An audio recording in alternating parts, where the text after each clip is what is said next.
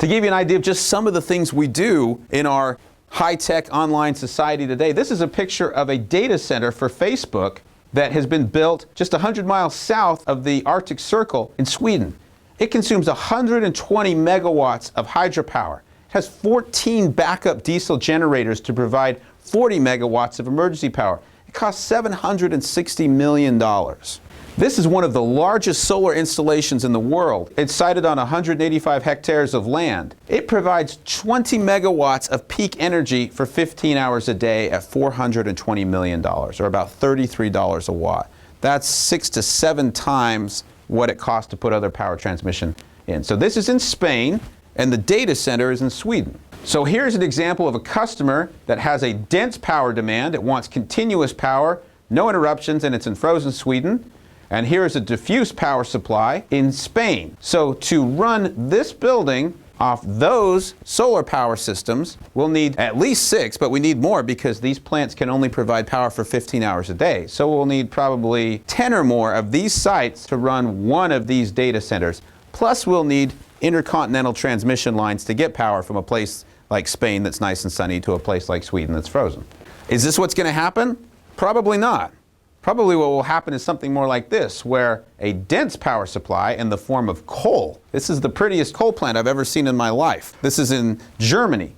But it provides 1,600 megawatts of continuous power by burning lignite coal. Look at that. We could run 13 of those data centers with one of these coal plants.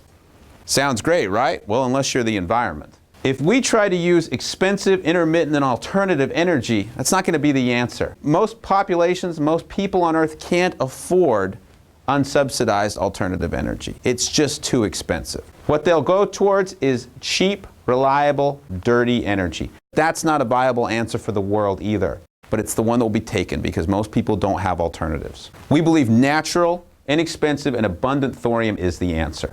This is the material that is dense enough and reliable enough to provide the energy that the world needs. But the machine to make it work is the key. Why molten salt? Because molten salt is the only one of the 4 potential coolants in a reactor that can run at both high temperature and low pressure.